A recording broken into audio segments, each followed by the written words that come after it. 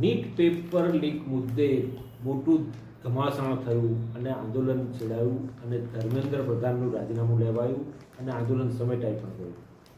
અને જે તે વખતે જ્યારે આંદોલન સમેટાયું ત્યારે સરકાર અને સીજેપી એટલે કે જે લોકો આંદોલન કર્યા હતા એ લોકોની વચ્ચે એક સમાધાનકારી ફોર્મ્યુલા નક્કી કરવામાં આવ્યું અને ફોર્મ્યુલાના આધારે જે લોકો આંદોલનમાં આવ્યા હતા એ લોકોની વિરુદ્ધમાં કોઈ પણ પ્રકારના હાલમાં કે ભવિષ્યમાં કોઈ પણ કેસ કરવામાં આવશે નહીં, પરંતુ જે રીતે જેન્ઝી જંતર મંતર ઉપર ભેગા થયા હતા અને જેન્ઝી દ્વારા જે પ્રકારના આક્રોશપૂર્વક સૂત્રો અને જે પ્રકારની ભાષાનો ઉપયોગ કરવામાં આવ્યો હતો તેને લઈને હવે આટલા સુપ્રીમ કોર્ટે પણ નિર્દેશ આપ્યા હોવા છતાં અને સરકારે પણ જે પ્રકારની બાંહેધરી આપી છે તેમ છતાં પણ ઘણા રાજ્યોમાં અને ખાસ કરીને ઉત્તર પ્રદેશના નોઈડામાં યુવતીઓ વિરુદ્ધ એફઆઈઆર દાખલ કરવામાં આવી રહી છે.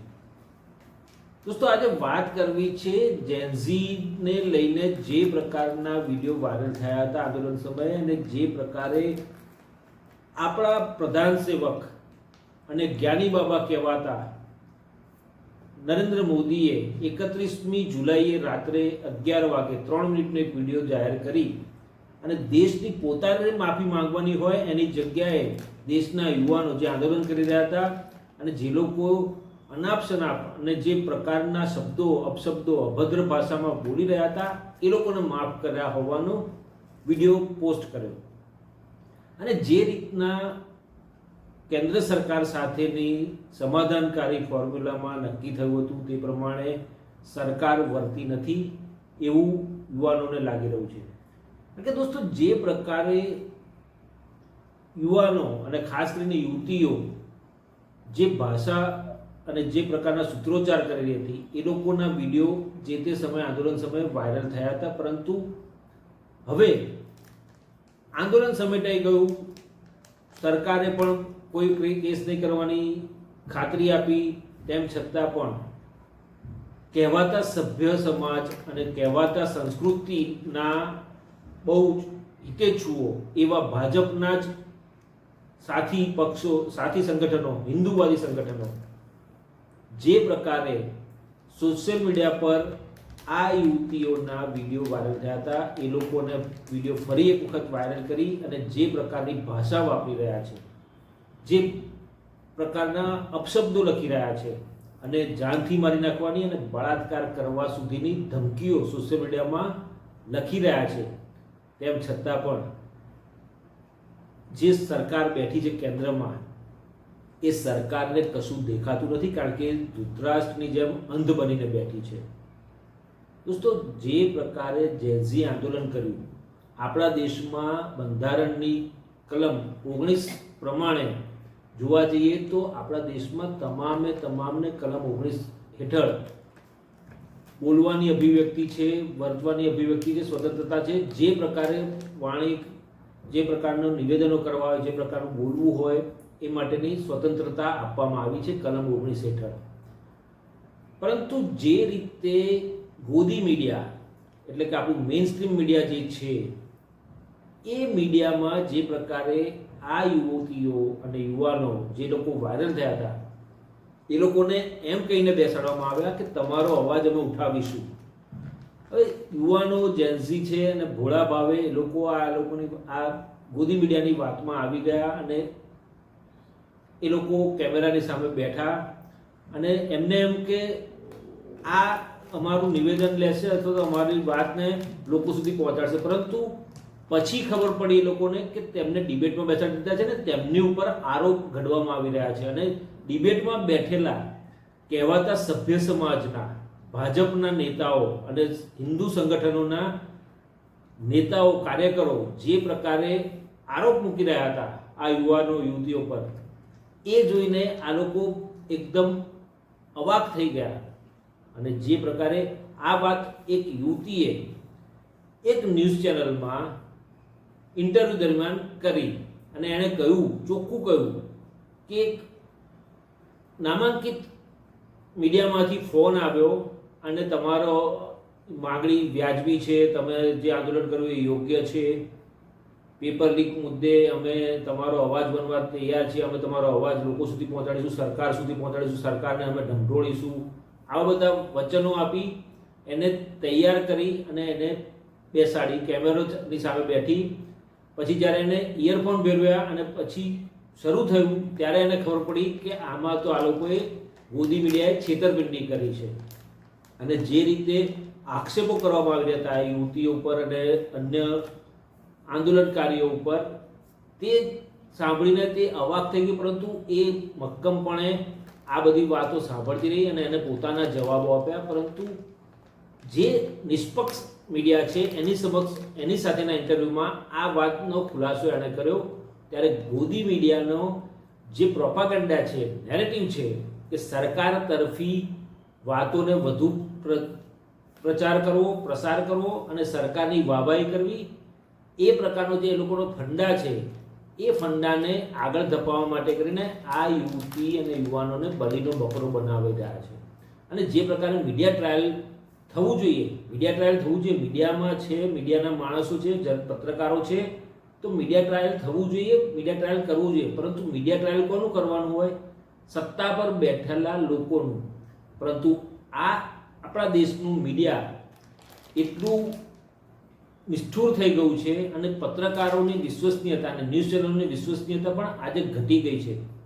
અને આ મીડિયા સત્તા પર બેઠેલા પ્રધાન સેવક નરેન્દ્ર મોદી, ગૃહમંત્રી અમિત શાહ કે ભાજપને સવાલો નથી પૂછતા, સત્તાને સવાલ પૂછવાની તાકાત નથી, કારણ કે એમના માલિકોના મોઢા સરકારી જાહેર ખબરો અને પક્ષોના ફંડથી ભરી દેવામાં આવ્યા છે. અને તેના કારણે તેઓ સરકાર તરફથી આપવામાં આવતા એજન્ડા પ્રમાણે જ કામ કરે છે અને એ જ વસ્તુ બતાવે છે.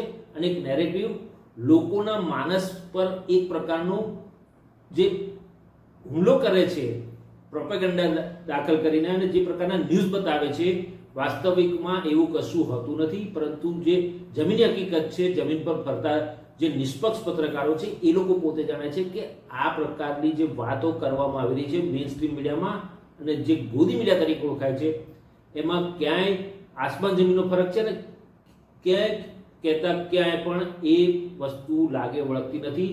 અને જે પ્રકારનો એજન્ડા ચાલે છે ગોદી મીડિયામાં, અને જે યુવાનોને ન્યાય આપવાની વાત કરી અને જો આ લોકોને ગેરમાર્ગે દોરતા હોય તો આપણા દેશની જનતાના ન્યૂઝ ચેનલો અને ગોદી મીડિયાના એન્કર્સ અને પત્રકારો કેટલી હદે ગેરમાર્ગે દોરતા હશે.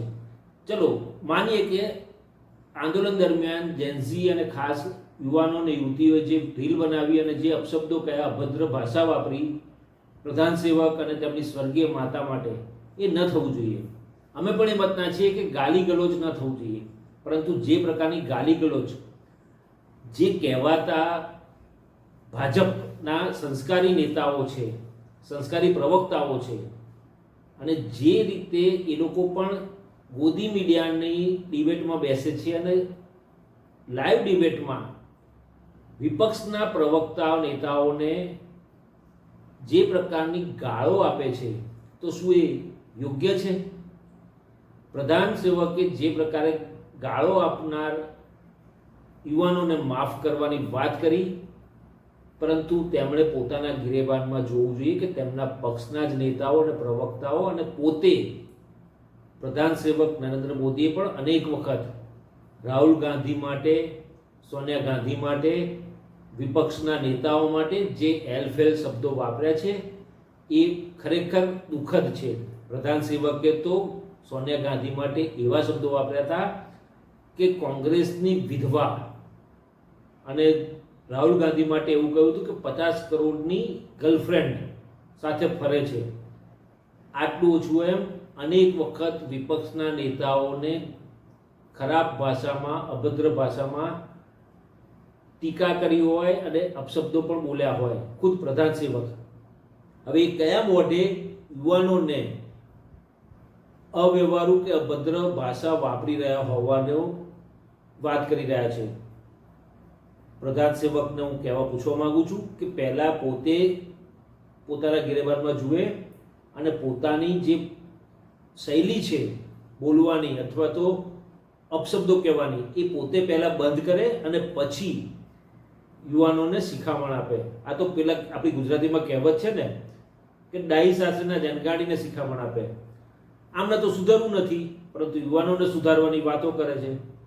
હવે એમના માતા પિતા છે, યુવાનોના જેન્ઝીના માતા પિતા છે, અને જે પ્રકારે તમારા શાસનમાં 12 વર્ષથી જે પ્રકારનો કાળો કેર વર્તાવ્યો છે ને, ચલો આ જેન્ઝીના માતા પિતા તો નહીં બોલી શકે, પરંતુ આજની પેઢી જે છે ને એ કોઈને ગાંઠે એવી નથી. તમારી સરકારને પણ ઉથલાવી શકે એટલી તાકાત ધરાવે છે.